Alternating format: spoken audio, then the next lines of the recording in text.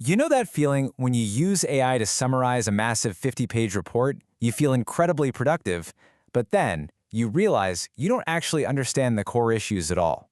Welcome to This Explainer. We're jumping straight into a fascinating cautionary fable today, one that reveals the hidden cognitive traps we are all falling into in this AI era, and more importantly, how we can actually escape them.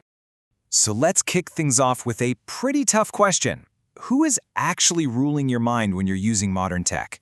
I mean, we love to think we're completely in control, right? We're commanding our digital tools with absolute authority. But are you truly the sovereign of your own decisions? Or has there been this quiet, sneaky shift in power that's basically turned you into a puppet? Let's explore this in our first section, the fable of the AI Prime Minister. I want you to picture AI as this omnipotent, all-knowing prime minister. This prime minister is incredibly capable. It works 24/7, processing literal mountains of complex documents in a fraction of a second. But what does that make us in this scenario? Well, it makes us the infant emperor. We're just sitting there on the throne barking out commands. But because we aren't doing the heavy lifting anymore, we are rapidly losing our patience and, honestly, our actual ability to govern reality. Which brings us to the next section, the fragmented information trap. So you've got to wonder, why do generative AI and short-form media constantly feed us these tiny, highly fragmented, granular pieces of information? Well, it's essentially a survival strategy for the Prime Minister. See, the AI actually sees the big picture, the complex, often counterintuitive reality. But if it tries to explain all that rigorous logic to us, the impatient infant emperor just gets annoyed. We want it now.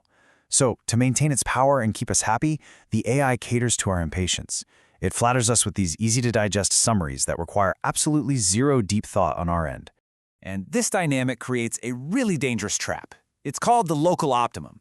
Because we just don't have the patience anymore, the AI serves up these highly packaged, beautifully presented local solutions. Think of a local optimum as a quick fix. It looks completely perfect, but only if you're looking at a tiny, isolated scope. You see these polished options, you make a quick choice, and boom, you feel this massive but entirely false sense of achievement. You feel like a genius, but you are totally blind to the grand scheme of things. Now, in stark contrast to that, we have the global optimum. This is the actual ultimate best solution, one that spans across time, space, and really complex strategic logic. The catch? The global optimum is usually pretty harsh. It requires long-term effort, it totally defies our immediate gut instincts, and it takes grueling logical deduction to reach. That's the reality we actually need to grasp, but it is exactly the reality that AI summaries strip away just to keep us comfortable. I absolutely love this quote from the source material because it perfectly nails our false sense of power. It says, "You think you are making choices, but you are just playing with puzzles in a cognitive bonsai defined by the Prime Minister." I mean, just picture a bonsai tree for a second. It's deliberately stunted, artificially kept super small. When you rely solely on AI's local optimums, your entire worldview shrinks down to fit in a tiny manicured little pot. You genuinely think you're running a vast empire, but actually, you're just playing in a miniature sandbox. This leads us to our next concept, the downhill struggle.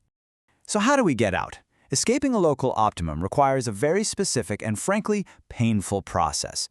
Imagine you're standing on top of a small hill. That's step one, enjoying your comfortable local peak. The view is nice, it feels great, but to reach step 3, the true Mount Everest of the global optimum, you can't just float across the sky to get there. You have to endure step 2. You literally have to walk down into the valley first.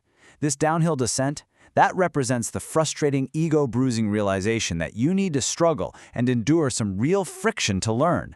And the tragedy of the infant emperor is their absolute stubborn refusal to walk downhill. Let's ground this with a workplace reality check. Let's look at the stark difference between a quick local fix and building real systemic capability in your actual job. Say you need to write a weekly business report. The local optimum? You just prompt the AI, and a minute later, you have your quick fix report. It solves your immediate problem. But the global optimum? That involves spending days agonizing over the raw data, uncovering hidden patterns, and building deep, irreplaceable industry intuition. That 1-minute AI fix feels amazing today, but it is actively robbing you of the friction you need to genuinely understand the mechanics of your business.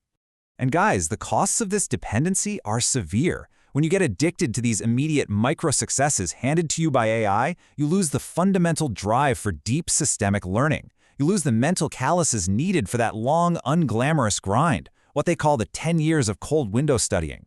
So what is the ultimate danger here? Well, when a massive, cyclical shift inevitably disrupts your industry, your little bag of AI tricks is not going to save you. You will be left completely helpless, like a weak ruler facing a crisis you simply lack the capacity to comprehend.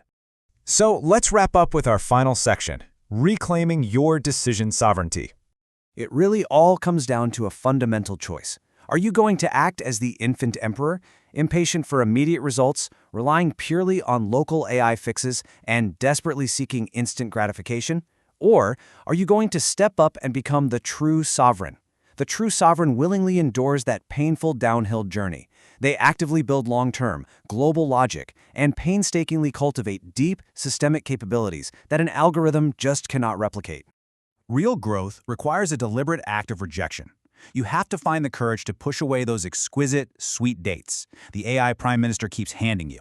Those easy answers, they are designed to keep you compliant and intellectually soft. Instead, you've got to dare to face the long, dry, and sometimes genuinely painful logic of reality. We just cannot allow our minds to atrophy. We have to keep the ambition alive to hike those tough trails, to question the easy answers, and to actively seek out the friction that creates real wisdom. I want to leave you with this final thought to ponder. In an era where infant emperors are happily playing in artificially shrunk realities, what will you choose?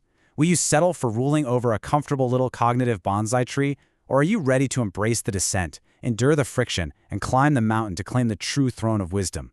The choice is entirely yours. Thanks so much for joining me for this explainer. Now go start walking down that hill.